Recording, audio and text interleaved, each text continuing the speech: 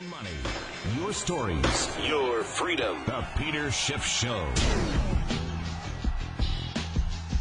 And I am back after my one-day adventure over at Congress. I'm back thanks to Tom Woods for pitching in and hosting this show in my absence. But anyway, I'm here for the next 2 hours taking your calls, 855-4-SCHIFF, 855-4-SCHIFF. Anyway, the market's, I guess, off to a relatively slow, lackluster start. The Dow is basically unchanged, which is kind of rare for these days of excess volatility. But we continue to see volatility in the precious metals market. With the ETF GLD is down about $15, the equivalent of $15 for gold. So there still is volatility there. But the gold stock's down a little bit more than gold itself. The Huey index down about seven points. Bond prices are a little softer. We now have got the yield on the 10-year back above 2%. It had been below 2% for the last couple of days. These are still ridiculously low yields for government bonds. You know, you hear a lot of talk now, this Operation Twist, I guess the way they're calling it, where the Federal Reserve is going to try to shift its balance sheet more towards the longer end of the curve, which, of course, ultimately makes it that much harder for the Federal Reserve to ever unwind that balance sheet, because then it has to sell those bonds and, cause interest rates to really spike. Of course, the main reason that long-term interest rates are still so low is because the government is not trying to finance debt at the long end of the curve.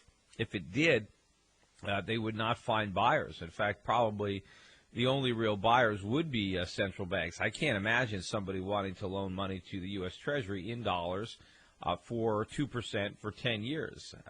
Anybody believes that the rate of inflation will be below 2%, I guess would have to be crazy.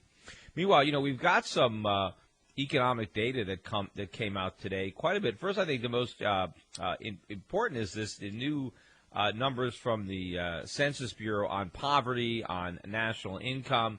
According to the census, last year, U.S. income adjusted for inflation, and of course that means adjusted for the government's version of inflation, U.S. income dropped to the lowest level since 1997, household income.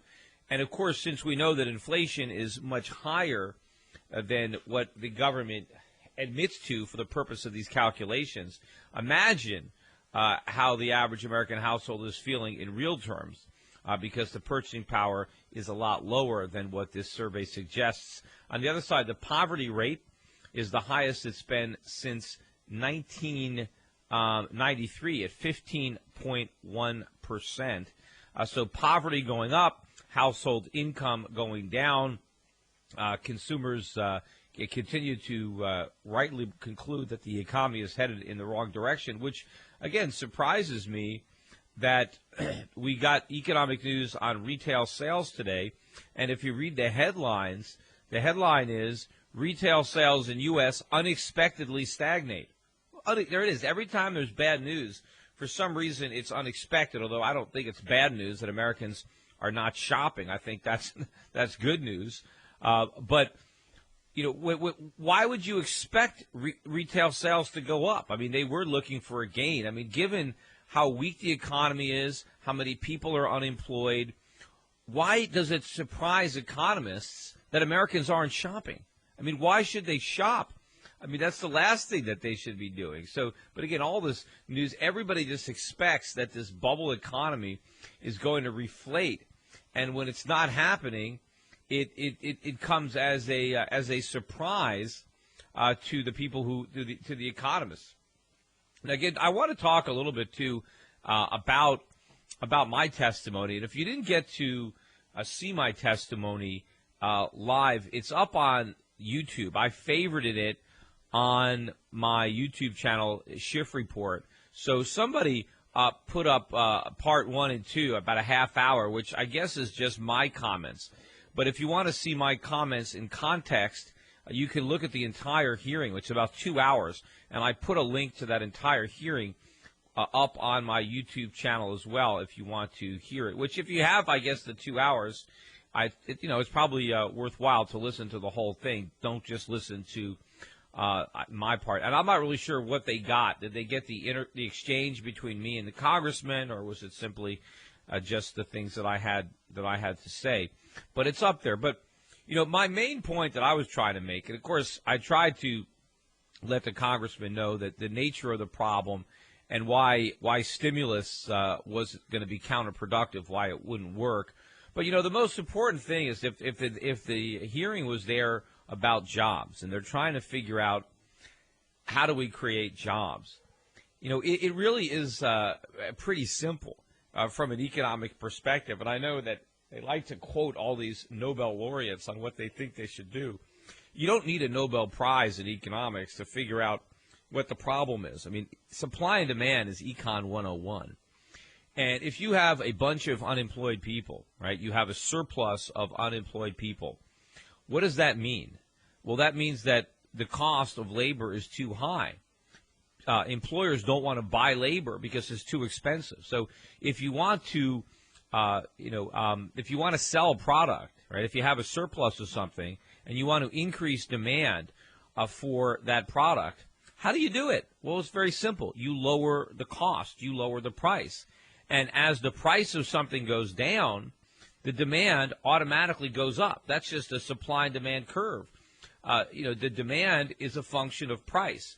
The lower something costs, the more of it is demanded. The higher something costs, the less demand there is for that something. And in this case, that something is labor.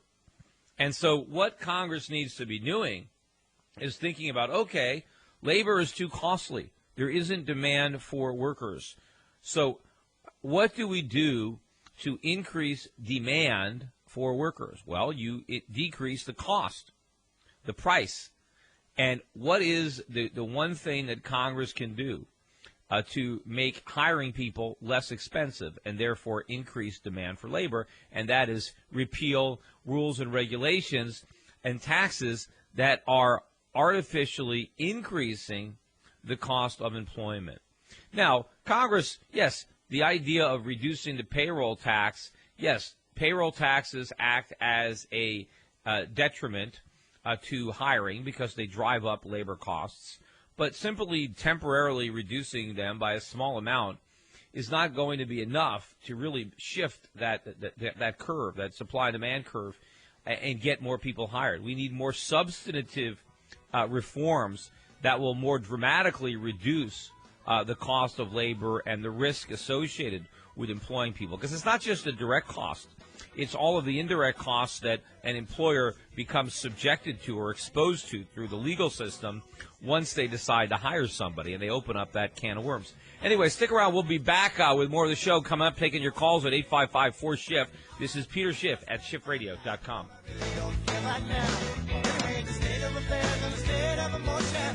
The Peter Schiff Show. Since the Peter Schiff Show was last on the air, the national debt added another $7.89 million. Luckily, Peter's intelligence is growing twice as fast. That's incredible. Welcome back to your source of sanity in an insane world. It's the Peter Schiff Show.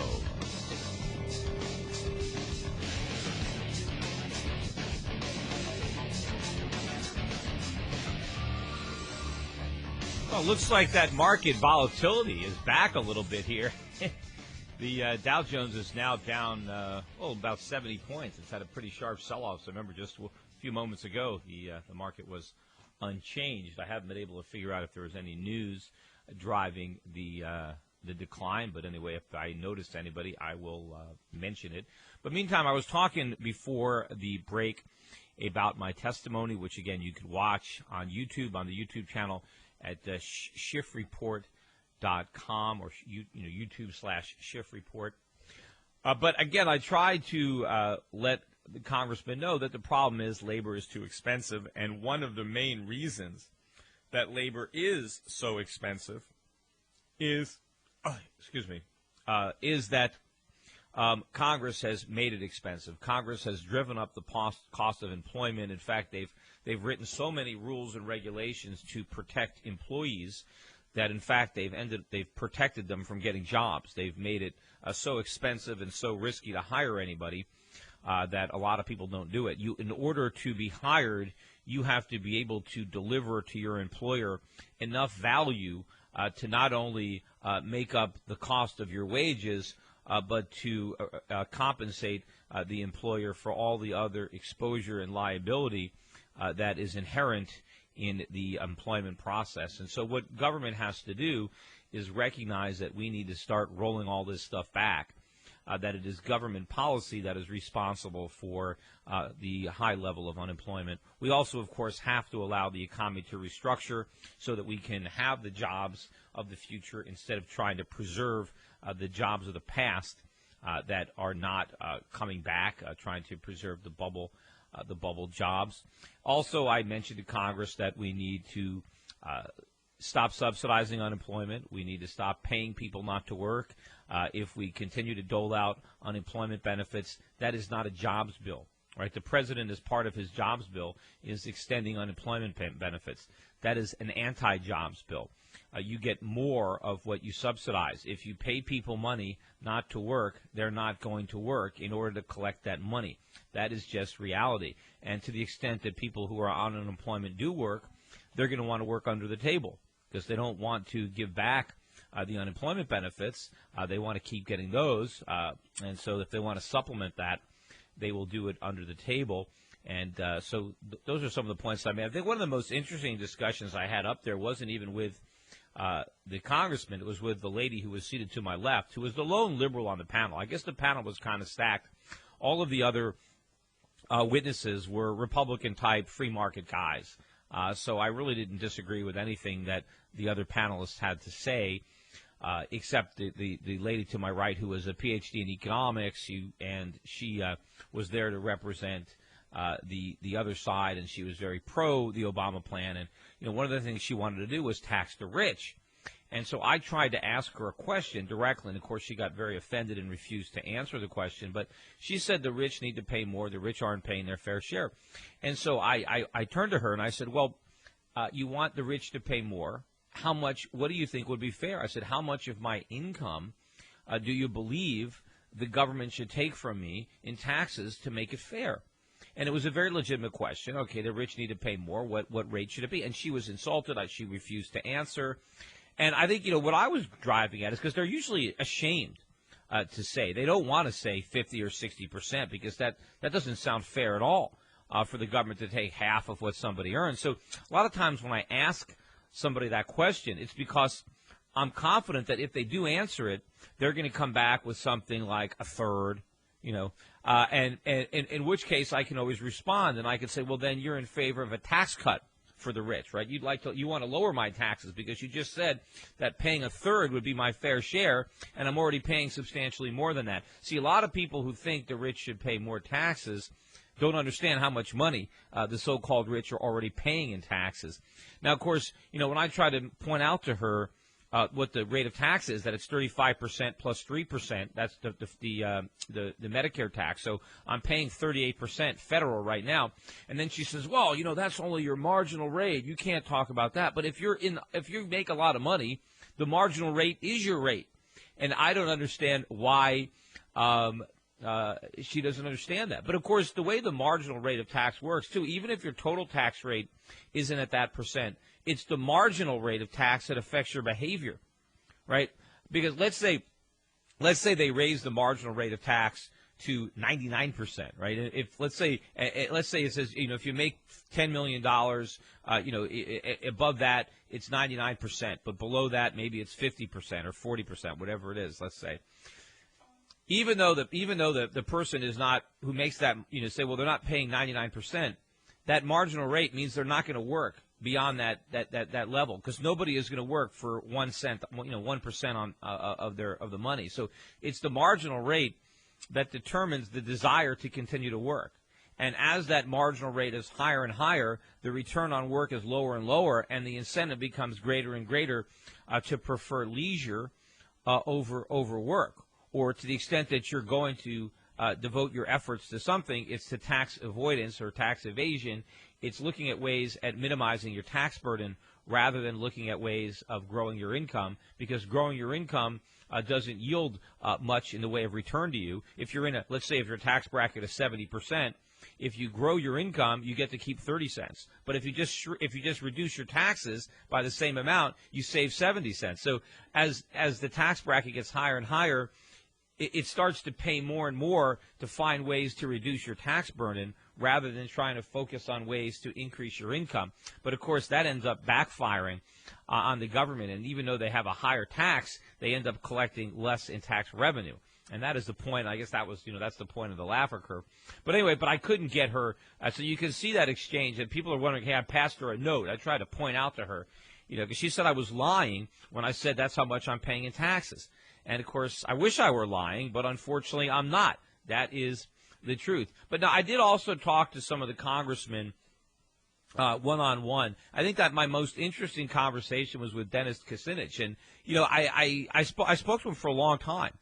And I think he's a good guy, even though he's a Democrat, but he's a reasonable guy. I think he's open-minded. I think he's willing to listen to ideas that might challenge his opinion and consider them. And I think we made some progress. And I think that he's the type of Democrat, I believe, that Republicans could work with if they take the time and try to explain the rationale for what they're proposing. There are some people. One of the gentlemen, I think it was Cummings, and I could see his. I didn't get a chance to meet with him. I would have liked to, and so we had a little bit of an argument back and forth. But, I can sense in his, just listening to him and looking at him, I can sense a genuine concern and frustration, that I believe that his heart is in the right place. He really does want to try to make things better. It's just that his head is in the wrong place, and he can't get beyond that. He can't. He hasn't been able to connect the dots and to understand the adverse consequences of his good intentions. And, whether or not I might have been able to what's good economics. Anyway, we will be back. I promise. I got a lot of people on hold. We will get to your calls after this break. You're listening to the Peter Schiff Show on SchiffRadio.com. The stars light up my life.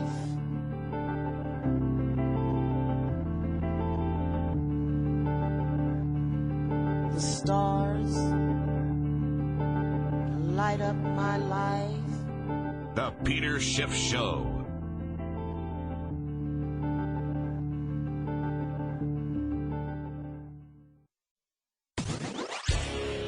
We now return to the Peter Schiff Show. Call in now, 855-4-SCHIFF. That's 855-472-4433. Rebel Radio. The Peter Schiff Show. And you are listening to the Peter Schiff Show. This is Peter Schiff at SchiffRadio.com. A lot of other things to talk about. I'm going to take some calls. We had the Republican Tea Party debates on CNN on Monday night. If you listen to that, give us a call. Interesting exchanges again between Rick Perry and everybody else. I think Ron Paul did a good job in the debate as well. Again, though, I don't think he seems to get enough airtime, especially considering where he is in the polls, because if you look at the most recent polls, Michelle Bachmann, as I said, has dropped substantially in the polls. She's now tied for fourth place pretty much with Newt Gingrich, who, by the way, is he is a pretty good speaker. I mean, he is a very articulate, polished speaker.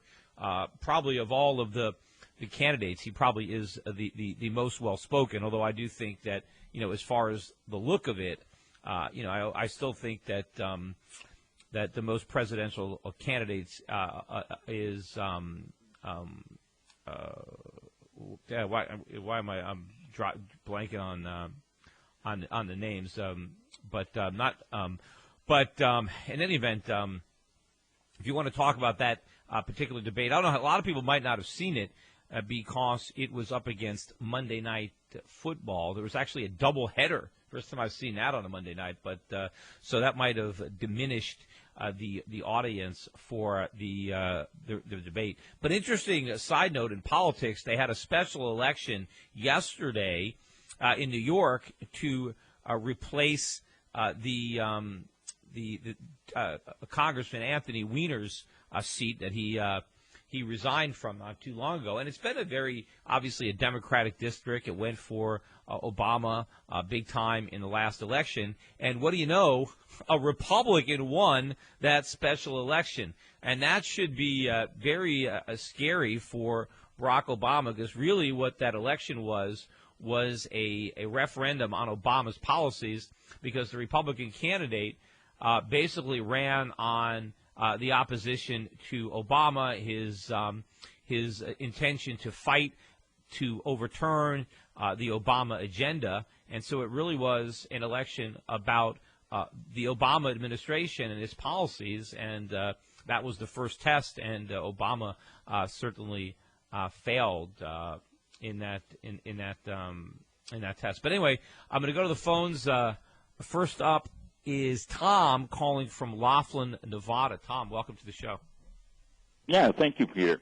Have you noticed how some Keynesians try to blunt criticism of Keynesians by saying that we haven't truly tried Keynesian economics yet?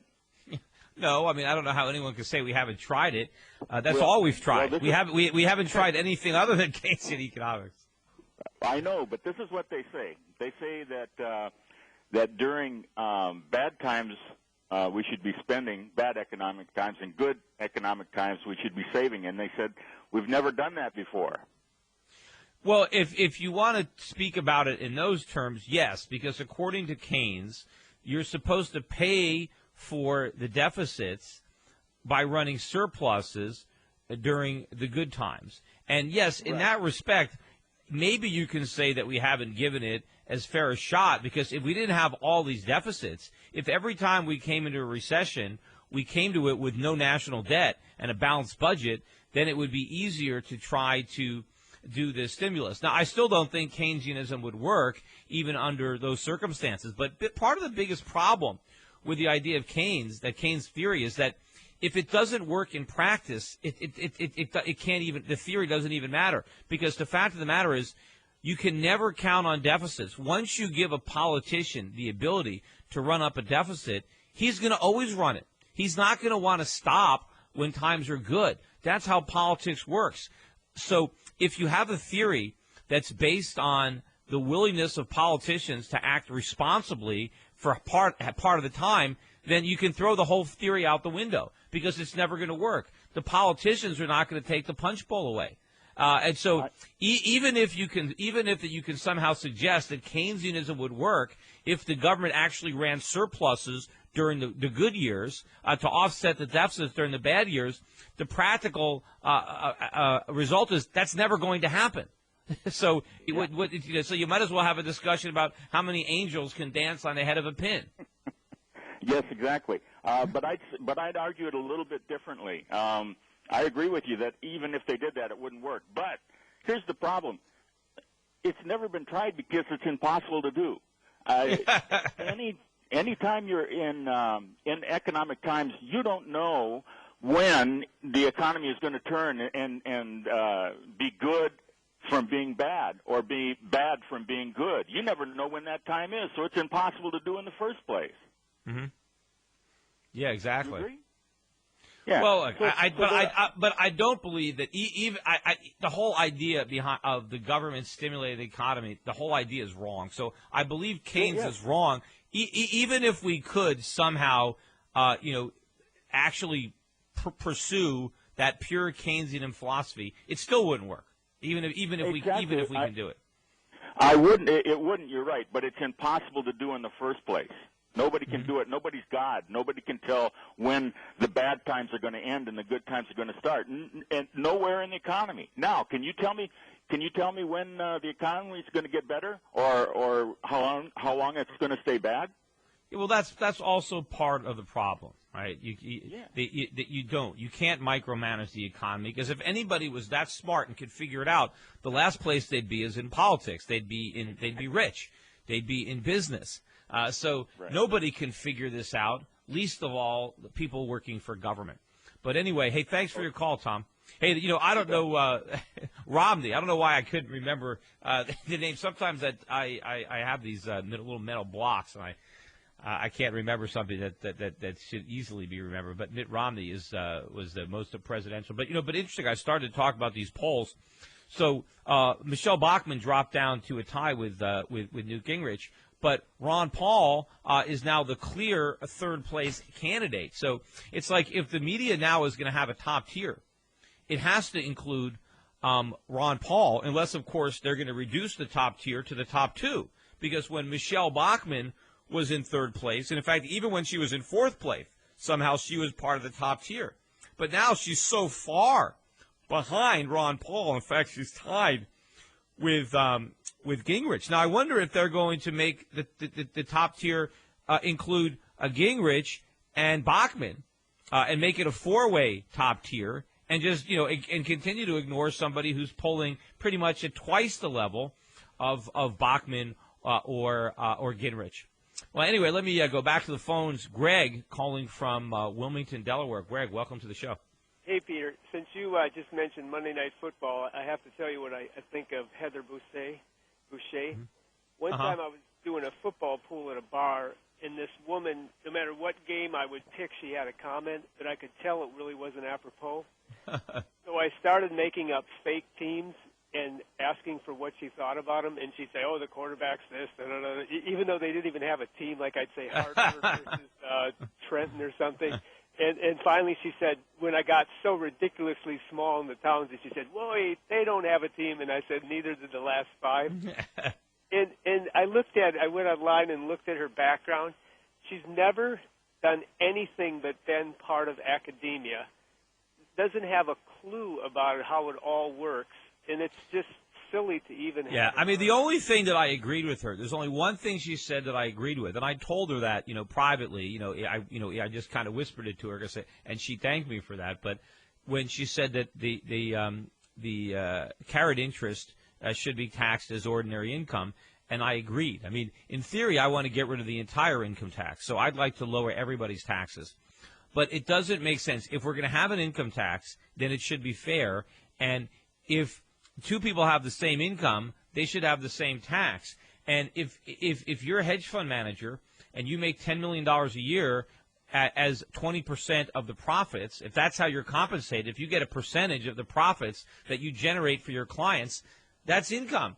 You shouldn't be taxed at a lower rate than somebody who has the same income but earns it through a different means. In fact, there are a lot of people who manage money who don't take a percentage of the profits. They just get a fee, yet they have to pay ordinary income on that tax. So if you do, these are people that are doing the exact same job, getting taxed at different rates. So I am in favor of leveling the playing field. I want everybody to pay the same tax, but I want the tax rate to be lower for everybody if possible.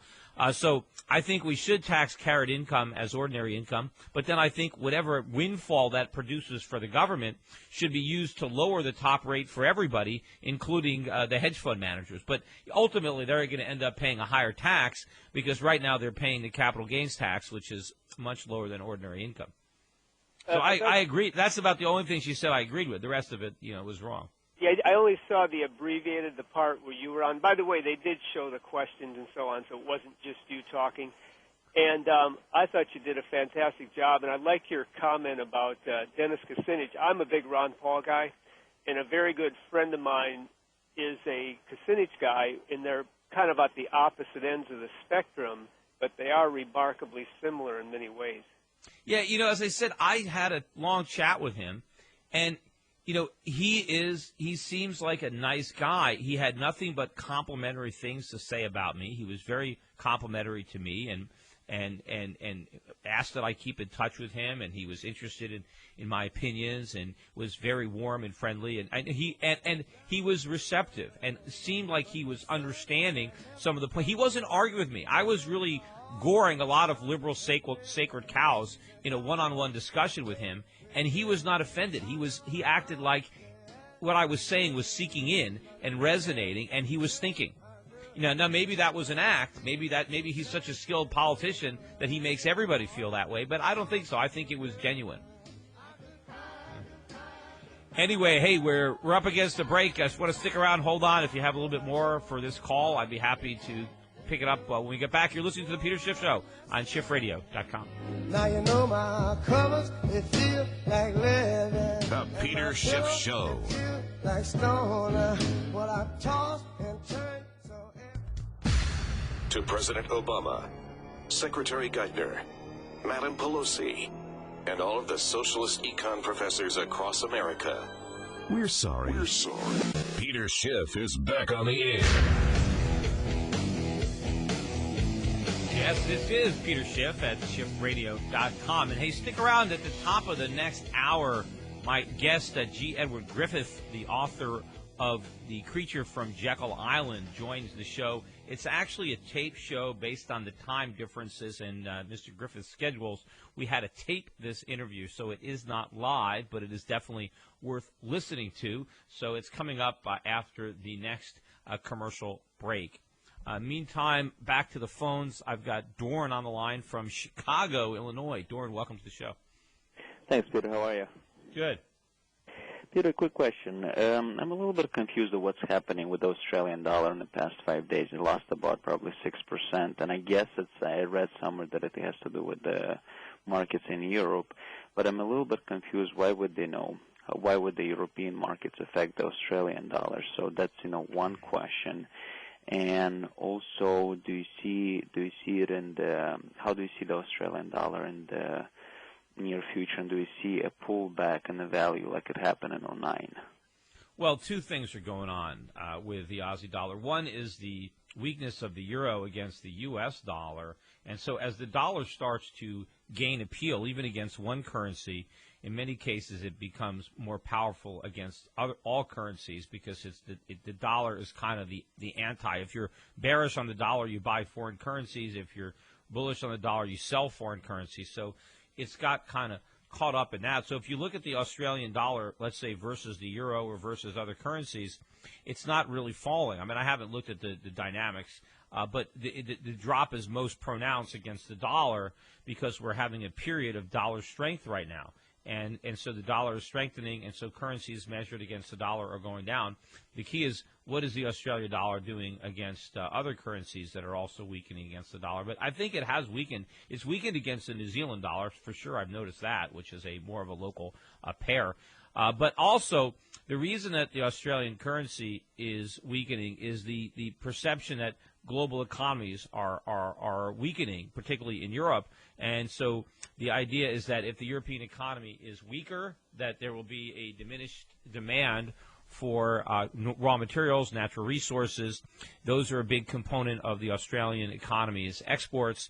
And so if people think the global economy is slowing down, then the demand for raw materials slows down. That weakens the Australian economy. That weakens the demand for Australian dollars. So that is the theory of what's going on. Now, as far as the long term, do I expect the Australian dollar to repeat the massive decline of 2008? No. Now, I didn't expect it to have that massive decline in the first place. So, I was caught off guard by the severity of the decline of the Australian dollar in 2008. So I didn't expect it the first time. I don't expect it again. I could be wrong again. But, again, I don't think so. So I would not be worried about that type of a decline. In fact, as far as I'm concerned, the decline is probably mainly done. I don't see a lot of downside for the Australian dollar. Could it fall back down to parity with the U.S. dollar again or slightly below? Yeah. But do I think it's going to go dramatically below 1-to-1 if it even gets to 1-to-1? No. So I would be buying, the Aussie. I can't give any investment advice, although, just in theory, I think that, the Australian dollar's got a lot of support. Okay. So you should look at the Australian dollar in a positive. Yeah. Okay. All right. Well, thank you very much. That definitely helps. Okay. Thank you for your call. Yeah, the fears of 2008, I think, are going to loom large in the market for some time. And it actually helps create a wall of worry for these bull markets, I believe, in gold stocks, foreign currencies, because everybody remembers what happened in 2008, and so they're afraid that it might happen again. But, markets tend to try to fool as many people. And so a lot more people are fearful of a big rise in the dollar than in 2007. So I think since so many people now expect maybe a big dollar rally to happen if there's a big sell-off in the global stock market, then it probably is less likely to happen because that's generally how markets work. And maybe there are a lot of people who are waiting, I'm gonna buy my precious metals and buy my foreign currencies when I get the big dip, like last time, because they saw how profitable it was. And so if you have a lot of people waiting to buy foreign currencies and gold the minute the stock market drops, then who's going to sell? See, the thing is, the last time around, you had a lot of people who owned some gold and some foreign currencies because they were worried about the U.S. economy, like me, and they held these assets as a hedge. And then when the market went down, they went to sell their hedge. The problem was everybody went to sell at the same time. There was nobody left to buy, and the bottom dropped out. So the dynamics are different this time. But anyway, hey, let me go back to one more call. We got Rolf calling from Shanghai, China. Rolf, welcome to the show. Hi, Peter. How are you? Good evening. How are you?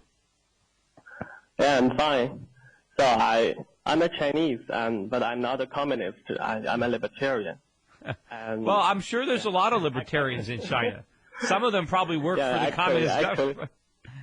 Yeah, I'm a big fan. I'm a big fan of you. My native language is not Chinese. So I followed you and Ron Paul for some time. I think yesterday I just saw the YouTube. I saw the recent debate on CNN. So what's my surprise is that the mainstream media and they didn't give Ron Paul a chance to speak when being asked about the Federal Reserve issues. Mm-hmm. So I was really shocked because from my previous understanding that only in China as we have no freedom of speech, but in the U.S. this kind of thing also happens. Yeah, of course there are a lot of candidates, but it's hard to believe that, you're going to have a discussion of the Federal Reserve and not direct your questions to Ron Paul. After all, without Ron Paul, the Federal Reserve wouldn't be an issue. He's the one that put it in the center stage and shined the spotlight on it. But at least this time CNN acknowledged that he was a doctor and asked him a question about medicine, because the last debate on, I think it was on the NBC debate, they had a round robin on health care, and they didn't ask Ron Paul a single question, despite the fact that he's the only medical doctor up on the stage. Yeah, for myself, I also did lots of things. I translated Ron Paul's book Under the Fed to Chinese, make sure that many Chinese can read it. Mm-hmm. So I just followed you and Ron Paul for quite some time. But I have got another question. So I invested some precious metals and gold and silver, and I'm not sure how I can invest in your Europac precious metals. So you can't. Well, actually, you can. We take international clients at Europac Precious Metals. You can also buy precious metals through my offshore affiliate at Euro Pacific International. Go to EuropacIntl.com. So we are happy to work with you. And, in fact, on my foreign firm, we can also help you with stocks and bonds. And when you get gold through us, we can also give you soon the Gold MasterCard debit card. Anyway, hey, thanks for the call. Everybody stick around. G. Edward Griffith coming up next here on the Peter Schiff Show on SchiffRadio.com. Down sick of them. He ain't really a killer, though. Taking a lot of risk. This is what a poor person do for a scholarship. Then he turned around and got a face full of hollow tips. But don't be mad, he died for the flag. The Peter Schiff Show.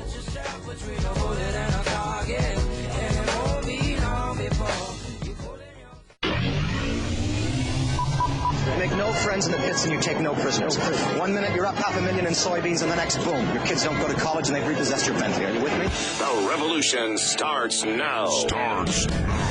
We have to pass the bill so that you can find out what is in it. Turn those machines back on! You are about to enter the Peter Schiff Show. Show me the money! If we lose freedom here, there's no place to escape to. This is the last stand on Earth. The Peter Schiff Show is on. Call in now. 855-4-SCHIFF. That's 855-472-4433. I don't know when they decided that they wanted to make a virtue out of selfishness. Your money, your stories, your freedom. The Peter Schiff Show. And we are back. Joining me now is G. Edward Griffin. He is a film producer, author, and lecturer, best known for his 1994 book, The Creature from Jekyll Isle. The creature, of course, being the Federal Reserve. Mr. Griffin has been a critic of the Federal Reserve since the 1960s. He's also been a member of the John Birth Society for much of his life. He contributes to their magazine, The New American. In 2002, he founded the network Freedom Force International. Back in 2006, if you remember, he was also featured in Aaron Russo's America, Freedom to Fascism, which also featured interviews with my father.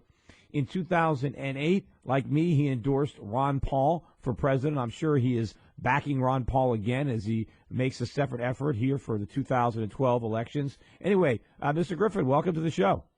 Well, thank you, Peter. Thanks for inviting me. Sure. I know we've had a difficulty with our scheduling getting you on, and so I appreciate your patience, and I'm glad to have you on today. First of all, let's go backwards and talk a little bit about the creature from Jekyll Island and the research that you did to writing that book and the conclusions that you came to with respect to the establishment of the Federal Reserve. Well, yeah, that's a very interesting topic, and every time it comes up, I try to figure a different way to approach it. But no matter which way you come at it, you always wind up at the same place, and that is that the Federal Reserve System is not what it appears to be. Most people think it's a federal agency, a government agency of some kind, and it has the appearance of that. It has the backing of the federal government. It was given governmental power by the Federal Reserve Act. So it has the ability to force you and me to follow its dictates. So it has the appearance of government. But in reality, when you dissect it, it's nothing but a cartel. It's no different than a banana cartel or an oil cartel or a sugar cartel. It just happens to be a banking cartel. And that is the crux of the matter right there. When you really can understand what the Federal Reserve is, then nothing that happens in the field of banking or money or the economy in general, where the Federal Reserve has a voice in it, which is most of it, well, then nothing that happens is a surprise because, there's only one purpose for a cartel, and that's to advance the advantages and purposes of the members of the cartel. Right. So who exactly? Everything the Federal Reserve does is to advance the banking industry. Right. So who are the members of this cartel, and how do they benefit by the actions of the Fed, and at whose expense do they benefit? Well, the members of the cartel are they're all of the banks who are part of the system. But, there are senior members and very junior members, and the whole system is dominated by the largest banks in the United States. The New York Fed has most of them. We're talking about, the big banks, Chase Manhattan and Citibank and Bank of America, even although it's large, I don't think it has as much to do with it as some of the others. But it's the big banks that wag the tail, and they determine policy. And it's all very centralized. And what do they do, and who benefits and who pays? Well, what they do is they manipulate the money supply. They create money literally out of nothing, Peter, as you know so well. They create it based on debt, which I guess is even worse than nothing because it means somebody has to pay it back.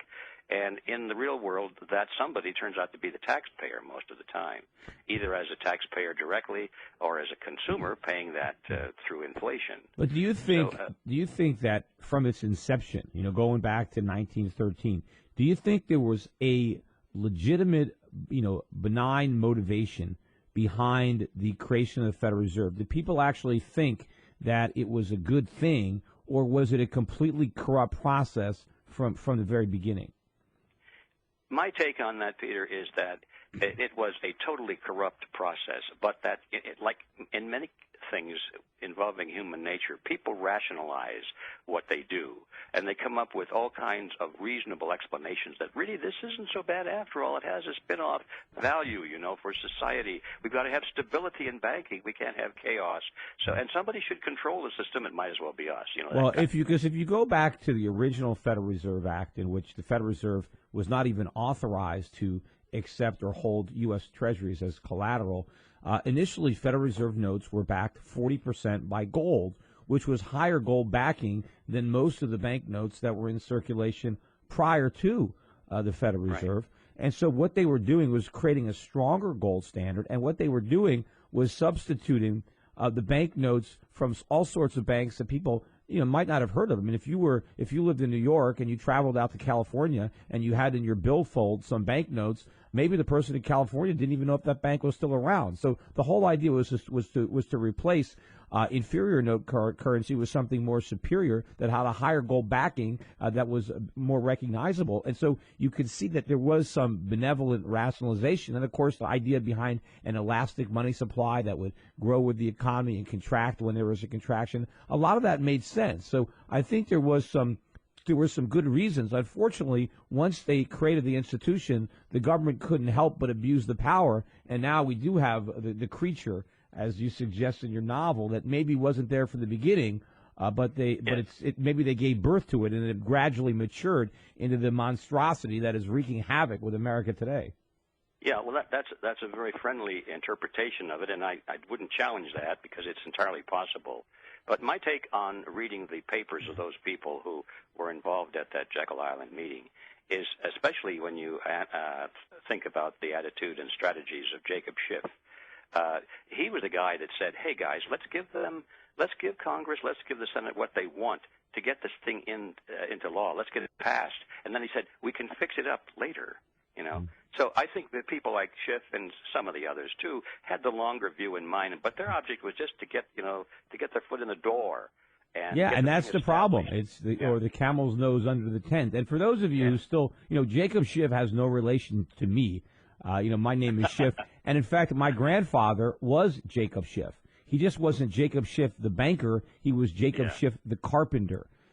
So I didn't inherit any of that money. But in fact, descendants of the Schiff family, Al Gore's daughter is married to Andrew Schiff. Again, not my brother, but another who is a direct descendant of Jacob Schiff. Mm-hmm. But well, anyway, that's my take on it, and I think that probably there was a lot of rationalization. I got a letter. I've forgotten the exact fellow's name, but he's a descendant of one of those participants. I think it was Vanderlip, and he said he remembered as a child listening to conversation around the dining room table, and they were talking about their great grandfather, and they had nothing but highest regard for him, and they viewed him as a very upright, ethical man. And I'm sure that was his own view, too. I don't think he sat out and said, "I'm going to screw the public here." It was, you follow your own instincts. This is good for me, and if we can figure out a way to say that it's good for the country, then bingo, we got it. Yeah, well, the problem is, everybody is always out to make a buck for themselves. The key is the government needs to stay out of it because you cannot allow private industry or private people to corrupt government or get involved with government because then you don't have a free market anymore. Then you have the government using the force of law to create transactions or allocations of resources that absent government would not have taken place. So the key is you can't change man, but you have to make sure that you have a government that is bound by a constitution so that they can't be in the position to give away these favors. But I wanted to ask you, we'll probably have to wait till after the break and get your reaction to the fact that, somebody now running for president, and maybe thanks to Ron Paul, are actually out there criticizing the Federal Reserve. So we're not alone in that respect. So I want to get your take on that and continue this discussion after the break. So don't go away. We're listening to Peter Schiff here on The Peter Schiff Show on SchiffRadio.com. The Peter Schiff Show.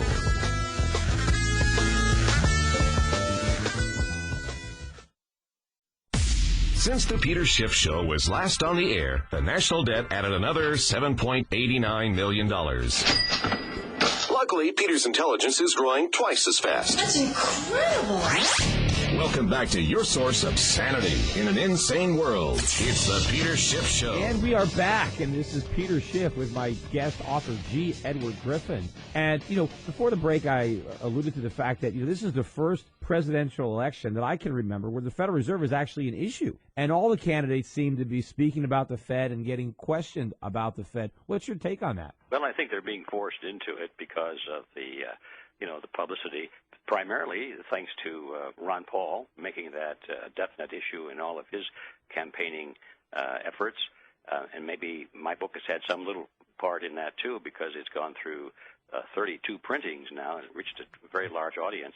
But whatever the reason, I don't think that Congress and the Senate is able to ignore it anymore because everybody's asking questions. But I have a great deal of skepticism about the sincerity of many of these candidates.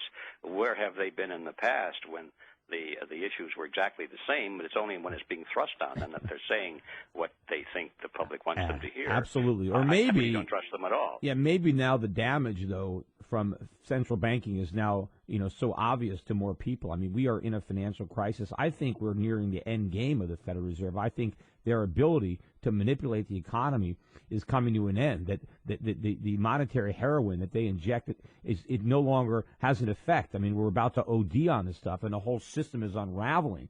And so maybe finally some people are starting to notice. What's his name from Texas? Why am I blanking on his name? You mean Perry? Perry, yeah. But when he says that Ben Bernanke is a traitor, and Ron Paul tried to say, well, no, he's not really a traitor; he's just a counterfeiter. I don't know. I agree. I think he is a traitor. I think Alan Greenspan was a traitor. I think if you're undermining the U.S. economy, if you're destroying our economy, doesn't that make you a traitor? Well, that's a good question. I'd have to run to my dictionary and get that definition, the definition of treason. I've always assumed that treason was a condition that existed only during warfare, but maybe I'm wrong on that. Maybe I don't know. I mean, I don't know. Maybe it's a technicality, but I also think if you swear an oath to uphold and defend the Constitution, and then you violate the Constitution, does that make you a traitor? I certainly think that what the Federal Reserve is doing is undermining the intent of the Constitution, and I think by that definition, a lot of members in Congress and the President himself are traitors. Yes, well, there used to be laws, that the penalty for counterfeiting was death for a short period of time in our history. Well, if we had those laws in place today, I think that would wipe out the whole Congress and the White House and everything else. We'd have a complete clean slate to start off Except with. that they unfortunately don't regard what they're doing as counterfeit, but there really is no other way to define it. But what do you think? Like I'm saying here, that we are nearing the end game, that the Fed is about to unravel, and either we're going to destroy the currency or the country, or both here. Well, I think we are nearing the end game of the American currency, but that doesn't mean it's the end game of the bigger view, the bigger game that these people like to call the New World Order. It's their favorite phrase for it. I think what these people are doing is preparing to segue into another fiat currency that'll be just as bad or worse, but it'll be regional or international in scope. What so about, they can keep the game going for a would while. you think so? I mean, with the price of gold skyrocketing almost every day, as other fiat currencies are being undermined, where you have the Swiss and the Japanese, taking their currencies that were safe havens and just, hey, we're going to print and print and print, so there's no value in our currency either. Where gold is the last man standing in the safe haven arena, do you really think they're going to be able to pull off another fiat with the allure of gold now being so compelling to more and more people? Well, Peter, I think they're going to try. The question, though, that's not what you're asking. You're asking, can they do it? I don't know, but I have a feeling that they will try. And, of course, they have great influence, and we all worry about the fact that they could just declare one morning, well, it's illegal for individuals to hold gold because individuals holding gold are causing the problem. See, it's people like you and me. We're the traders because we're causing disruptions. But who's going to declare that? I mean, is it going to be every government? I mean, on all continents are going to somehow universally make gold ownership illegal? Well, I think the ones that are important, the bigger ones, the United States certainly would not be above that. Because people will just go to silver, they'll go to platinum. I mean, they're going to have to outlaw anything of scarce value. I mean, yes, you're quite right. Well, I don't know. It remains to be seen. My feeling is that they will try because they have no other game. I don't think they're going to just give up and say, okay, we lose. These people don't give up. They always keep plugging away. Well, it might not be a question of voluntarily giving up. I think they might have no choice. I mean, I would think that if they succeed in destroying the dollar and wiping it out, it's going to be hard to say, okay, you lost all your wealth in this piece of paper, but trust this other one. It's better. I think that if we really destroy the currency, I think that that is a very fertile environment for sound money to once again regain the footing. I think, there's nothing to rekindle the desire for sound money than a belly full of hyperinflation. Well, that's assuming that the population understands. In other countries, such as Germany, for example, the destruction of the currency did not kindle a desire for sound money, but it kindled Nazism. totalitarianism, because ignorant people will believe the leaders who say, well, the problem now must be solved by more government. We must take over. We must control everything. And the people say, well, that is the ultimate fear, that you will get some type of that German experience where the country makes a sharp move to the left, where instead of getting blamed for the devastation, the government the government is the savior, and capitalism and free market principles, even though they were completely jettisoned, and that's why we had the crisis, they end up being vilified, and the government uses it to its advantage. And that would be a complete disaster, because that would literally mean, at least for the United States, that the only solution were to leave, if in fact you can even get out of the country without being shot. And you might have to leave without any of your financial assets or your Right. Well, I think that's where we need to keep our eye very tightly fixed, because I see that these totalitarians who, as you've just said, made the problem worse, are the ones who are positioning themselves to offer the solution. Yeah. And I don't think that they're going to come up with any solution except more control and less freedom. What I would hope, though, is today's age with the information, with the internet. I mean, could Adolf Hitler really could have come to power if the internet existed, if people were able to disseminate information and the truth, with that kind of medium. So I think there's a lot of reasons to think that the government will not be able to pull off that kind of maneuver, given the technology and the communication networks and infrastructures that exist in modern society. So we might have that going for us this time. Yeah, well, I sure hope so. That's what you and I are all about, I suppose. We're trying to get the message out and ring the bell. Yeah, and the message is going to get out. And I've got a written record of predictions, and I've done things on television. It's all there. And at some time, it's going to get out there. I mean, when even that Peter Schiff was right video, and that came out and a couple million people saw it, again, more of that stuff is going to happen. And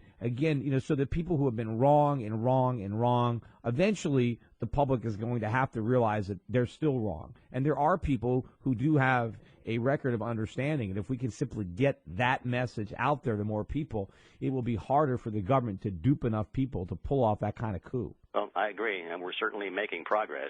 And that's the encouraging part of all this, isn't it, Peter? That the worse things get, the more people are waking up. And look at all the support that Ron Paul gets from young people, on college campuses, in the military. So, and these are people that you normally would think would be predisposed to the left, to socialism, yet they're embracing the most free market, small government candidate in the race. Mm-hmm. Yeah, it's very encouraging. Yeah. Well, anyway, and I'd like to thank you. Again, we're running out of time, for being a guest on the show. I really appreciate your work and what you're doing, and hopefully both you and I will ultimately be vindicated in the end, and the country will be able to benefit from the work that we're doing and the things that we write and everything. But anyway, hey, thanks. I really appreciate again you coming on the show, and everybody else, don't go away. We got a lot more of the Peter Schiff Show coming up after these messages, so stick around. The Peter Schiff Show.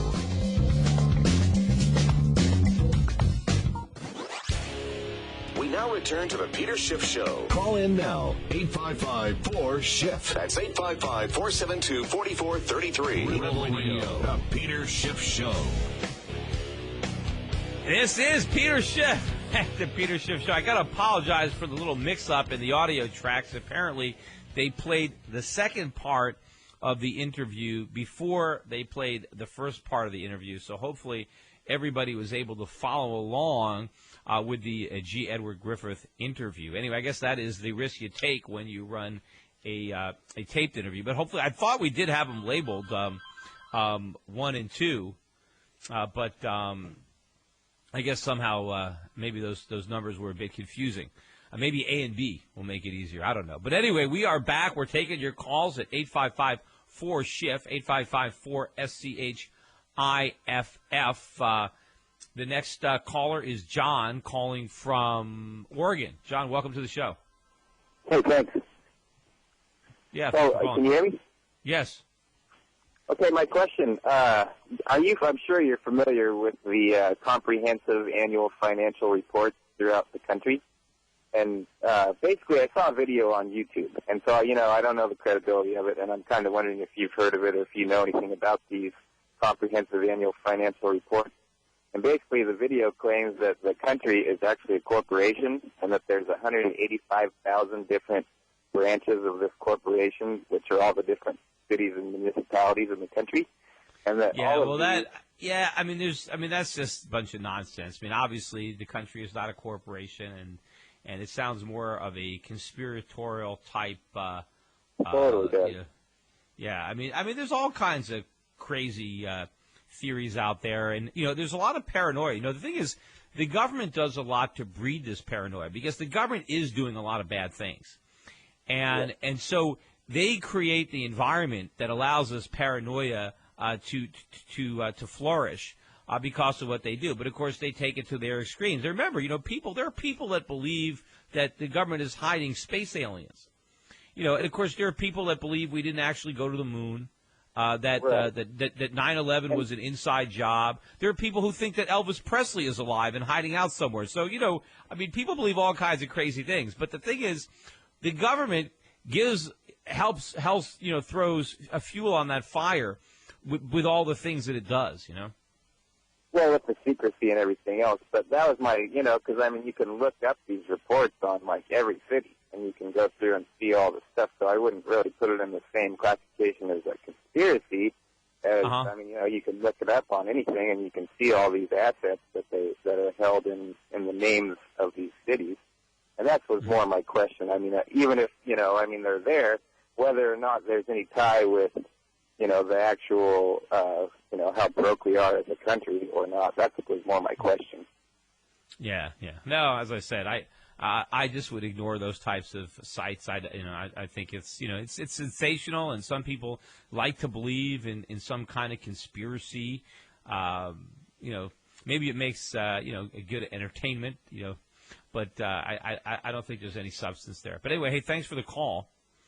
Again, 855-4-SCHIFF if you want to call, 855-4-SCHIFF. Maybe particularly if anybody watched that Republican debate. If they want to comment on how they thought the candidates performed on Monday night, and plus maybe everybody else was watching football, and then, of course, we had tennis on earlier than that. But anyway, let me go and play a little sound because Obama is really, out there, trying to pound the table for his jobs bill. I had an idea that I think would have some merit. I don't think that the government ought to be able to give bills names. I think they should just have to give them a number. Right, so the president's bill should be just number 1467 or something like that, because the names, they always give the bill a good name, and so the president's is the American Jobs Act. So who's against jobs? Nobody's against jobs. So if you label a bill the jobs bill, then if you're against my jobs bill, then you're against jobs. Now, the fact of the matter is it's not really a jobs bill. What if you think the jobs bill is going to kill jobs? You still appear to be anti-jobs because you're anti the bill. So since there's no truth in legislating, they're not required. They can name the bill whatever they want. The name of the bill could be the exact opposite of the substance of the bill. So how about if there's no names? That way you can oppose the president's bill without being opposed to the jobs bill, because whether or not this bill creates jobs, at best, is a matter of opinion, right? And since there's no way to prove that the bill is going to create jobs, how can you call it a jobs bill? Just call it a bill, and let's have a debate over whether or not the bill creates jobs, but let's not make the bill itself a referendum on whether or not you're in favor of jobs, because obviously everybody wants jobs. But the president is trying to create the impression that if you're against my jobs bill, you're against jobs. Well, anyway, look, I don't know if any of the only other clip I got doesn't have anything to do with Obama. It's Alan Greenspan. It's interesting, too, because Alan Greenspan testified before Congress, I guess, yesterday. Well, I wish I'd have known this. I'd have tried to find the guy. He was testifying before the Senate. I have a standing offer to debate Alan Greenspan, and I'm willing to pay him a lot of money to have a debate with me. But I would love to have caught up to the guy and maybe got him in a corner and maybe just asked him something, even off the record, just to have a conversation, a private conversation with the guy, to just off the record, because I don't understand how Alan Greenspan can't know that he's full of it. and how, given, what he used to believe in and what he used to write and profess, and his knowledge of Austrian economics and his knowledge of the history of the Fed, how he could not know that the Federal Reserve caused these problems.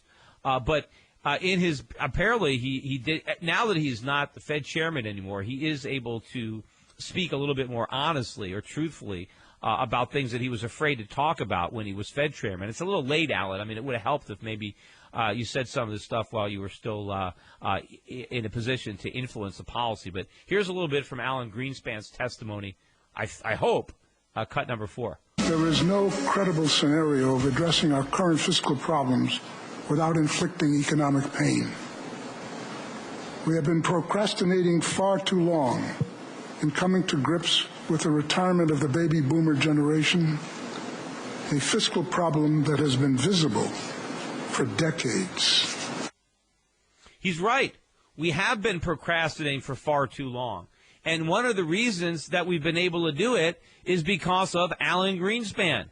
Because of Alan Greenspan's monetary policy, he has enabled the politicians to postpone the pain. That's what his policy was all about, postponing the pain. That was all of the stimulus, all the monetary stimulus. It was all about trying to delay the day of reckoning, trying to push into the future dealing with these problems. And now he's talking about the fact that there is no credible scenario of addressing these problems without short-term pain. He's right, but it was true 10 years ago. It was true in 1987. It was true in 2000. It was true every time Alan Greenspan came to the rescue with some kind of pain-free stimulus. He was trying to allow us to put off dealing with these problems because the pain was something that American politicians refused to bear because the real pain was that they might not have gotten reelected. So while he was in office, he did everything he could to help postpone the day of reckoning. And now to scold Congress or to scold America for doing it, I mean, it really is very disingenuous. Yes, he's speaking the truth. But come on. I mean, let's tell the whole truth. Admit your own complicity in this. Admit I was wrong, too. It's my fault. I shouldn't have been so loose. I shouldn't have had interest rates at 1%. I should have allowed recessions to run their course. I should have forced the government to deal with this. I should have been the independent central banker. I should have taken away the punch bowl. I didn't. I'm sorry. I spiked the punch bowl. It's my fault, too. Don't just blame it on the politicians who allowed the problems to get worse when they never could have done it if you, Alan Greenspan, were not working side by side. And what about your predecessor or your successor, Ben Bernanke, who is simply doing exactly what he learned from the maestro? He is doing the same thing. He is trying to avoid the pain that you now say is necessary. I've been saying that all along. It's nice to have the former Fed chairman agreeing with me, but again, he's got to come clean about everything and be completely honest, throw all of his cards on the table if he wants to try to resurrect any of his reputation. Anyway, stick around. We'll be back with more of the Peter Schiff Show. We've got a few people on hold, so we will be taking some calls when we get back. The Peter Schiff Show. To President Obama, Secretary Geithner, Madam Pelosi, and all of the socialist econ professors across America. We're sorry. We're sorry. Peter Schiff is back on the air.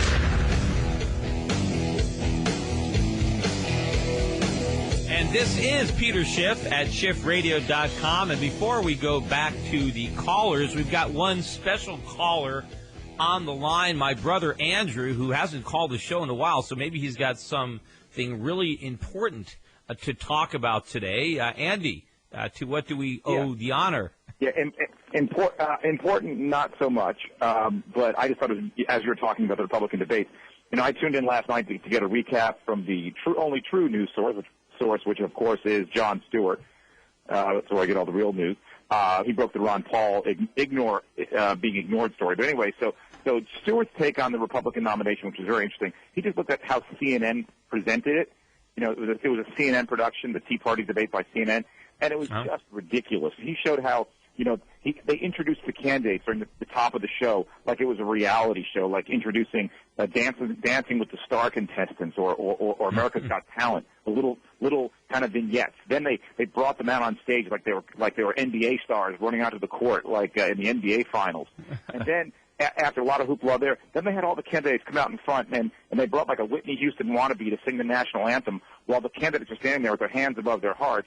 And Terry standing there like he's a poster boy for patriotism, and it was just an absolutely ridiculous. And then the cream of the crop was when they did a computer generated flyby of Blue Angel jets. Like at a football game when they sing the national anthem, the jets fly overhead. So they have these computer generation squadron of jets fly by inside, and with a trail of vapor, and then they start the debate. I mean, it was just nauseating.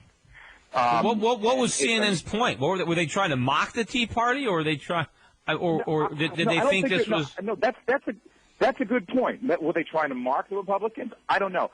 I personally think CNN was trying to get ratings because they're just so clueless, and they're thinking, maybe we'll make this look like a reality show and we'll get better ratings. Maybe the American people will be. Well, I mean, if they really wanted good ratings, they would have had it on the night that they didn't have the Monday Night Football games.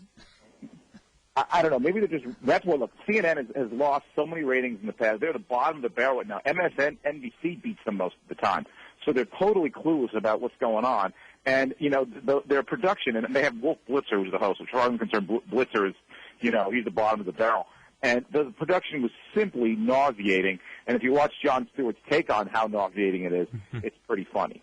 Did he have anything to say about Ron Paul? No, he didn't get. He didn't get there. He just kind of showed the way Ron Paul was standing with his hand over his heart next to Rick Perry, and Rick Perry looks like this Boy Scout, and Ron Paul kind of looks like a grandfather, which is it's the visual that matters, I guess. But it's just sad that our political debate is becoming like Dancing with the Stars. But if you want to take a look at it, just check it out either on Jon Stewart's site, or I'm sure you can see it on YouTube, and it's worth a hoot. All right. That's well, unfortunately, that's mostly what politics is now, because there's generally so little substantive difference between the major candidates that it all amounts to one big show. It is one big theatrical production. And unfortunately, it's not about the substance. It's about the form. And anyway, that's a good observation. Well, thanks for calling. I don't think the candidates wanted it that way. I think CNN just wanted to do it that way. Yeah, well, I mean, if there really was a stronger differences, then maybe CNN maybe that's just reflecting the reality. They think it's a show because it is a show. If the candidates made it about the real issues, then maybe the media would be able to portray it in a different way. But I don't know. But of course, the media is looking for sound bites. Peter Schiffian point. Okay, thanks a lot. All right.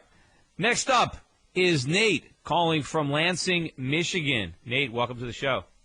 Oh, Peter, wonderful to talk to you. Huge fan. Thanks.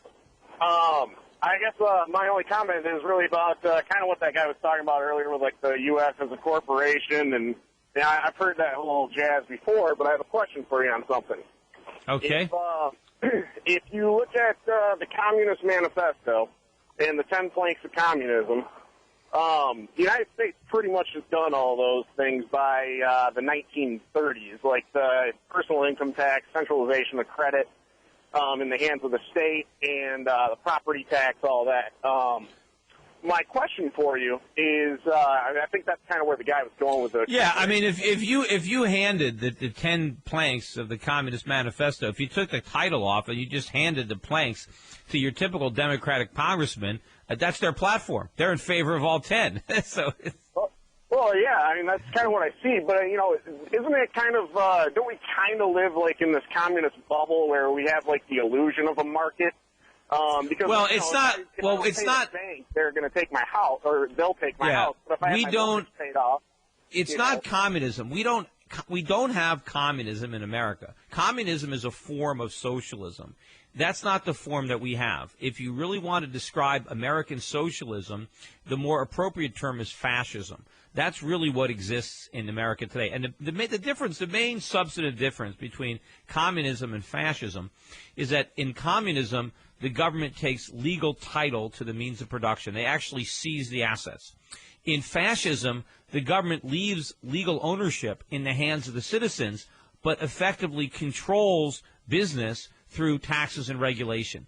And that is really what we have in the American economy. Most people think that fascism means, concentration camps. It means, like Nazi fascism. No, I mean, that has nothing to do with it. Just because Hitler's fascist regime had that racial component and the death camps doesn't mean that is a criteria for fascism. Certainly, Mussolini's brand of fascism that didn't have that. So that's really what we have, and it's very interesting too, because whenever a liberal likes to call a conservative a fascist, he's basically projecting, because it's the liberals that are more the fascists. But in many cases, both Republicans and Democrats are advocating a fascism, whether they know it or not. But anyway, hey, thanks for the call. Wonder if I could squeeze one last in really quick. Colt calling from Ventura. Colt, you got a quick comment? Quick comment is yesterday Dr. Woods said, compared a lot of the GOP to third graders in that they start, hooting and hollering when Ron Paul says, hey, let's investigate, why, blowback theory. And I just wanted to get your take on that. Yeah, the one time that Ron Paul got a boo is when he talked about why the Iranians or why the terrorists attacked us. And a lot of people interpret that as meaning Ron Paul is blaming us for the attacks. He's not blaming us, right? He is not excusing the terrorist act, right? So in no way does Ron Paul think that we had it coming, that we deserved it. But what he is saying is that our actions help provoke that attack. It doesn't excuse the attack, right? But what we say is you can't look at it in isolation, especially when the terrorists themselves, when the CIA interviewed them, why did you attack us? Here's why we did it.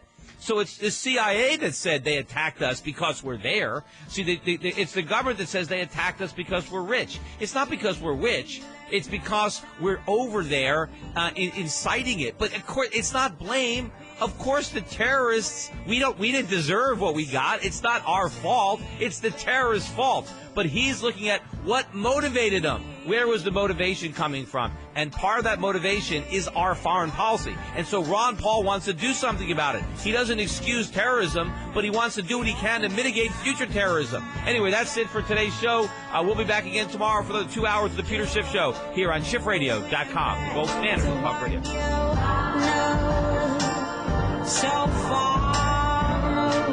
The Peter Schiff Show.